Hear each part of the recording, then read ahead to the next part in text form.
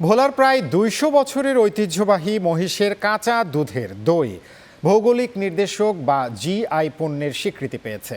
এই স্বীকৃতি ভোলাবাসীর জন্য গর্বের হলেও স্থানীয় খামারি ও দই ব্যবসায়ীদের মুখে নেই স্বস্তির হাসি।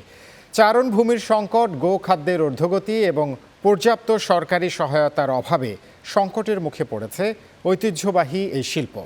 ভোলা থেকে অনিক আহমেদের পাঠানো তথ্য ছবিতে দেখুন রিপোর্টে। ভোলা জেলার অন্যতম মহিষের দুধের কাঁচা দধি প্রজন্মের পর প্রজন্ম ধরে চলে আসা এই ঐতিহ্য সম্প্রতি জিআই পণ্যের স্বীকৃতি পেয়েছে। কিন্তু স্বীকৃতির আনন্দের চেয়ে বাস্তব জীবনে সংগ্রামী যেন বেশি বড় হয়ে দেখা দিয়েছে খামারি ও ব্যবসায়ীদের কাছে। তাদের অভিযোগ, জিআই স্বীকৃতি অর্জনের পরও উৎপাদন বৃদ্ধি, বাজার সম্প্রসারণ কিংবা সংরক্ষণ ব্যবস্থার উন্নয়নে দৃশ্যমান কোনো সরকারি উদ্যোগ নেই। ফলে কাঙ্ক্ষিত সুফল থেকে এখনো বঞ্চিত তারা। যদি আমাদের দুধের একটা সরকারি নির্ধারিত দুধের দামটা করতো, তাহলে হয়তো আমরা একটু লাভবান হই। যদি সরকার দুধের দাম কিংবা মহিষের গোস্তের দাম যদি একটা নির্ধারিত করা হয়, তাহলে আমাদের খামারদের জন্য অনেক বড় উপকার হবে। স্বীকৃতি পেলেও কিন্তু এটা আমাদের এই ভোলার থেকে ভোলার বাইরে যাচ্ছে না।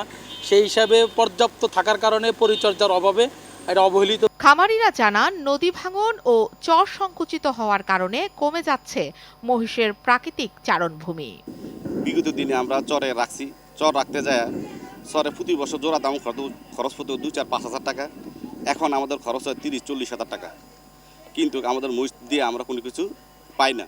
সংশ্লিষ্ট কর্মকর্তারা বলছেন, জিআই স্বীকৃতিকে কাজে লাগিয়ে ভোলার দধিকে জাতীয় ও আন্তর্জাতিক পর্যায়ে পরিচিত করতে বিভিন্ন পরিকল্পনা হাতে নেওয়া হচ্ছে। পাশাপাশি খামারিদের জন্য প্রশিক্ষণ ও আর্থিক সহায়তার উদ্যোগও চলমান রয়েছে।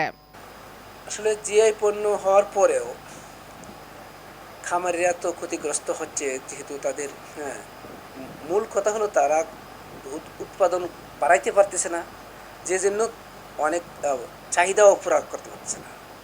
যেমন আমাদের জিআই পণ্য হওয়ার পরেও আমরা কিন্তু আজও ওয়াইডলি ভাবে বাইরের কোনো জেলাতে দিতে পারি নাই। জেলা প্রশাসনের তথ্য মতে, ভোলার ২০০ বছরের ঐতিহ্যবাহী মহিষের দুধের কাঁচা দই জিআই পণ্য হিসেবে স্বীকৃতি পায় ২০২৩ সালের শেষের দিকে। ২৯ নম্বর শ্রেণীতে পণ্যটি জিআই ৫৫ হিসেবে স্বীকৃতি পেয়েছে।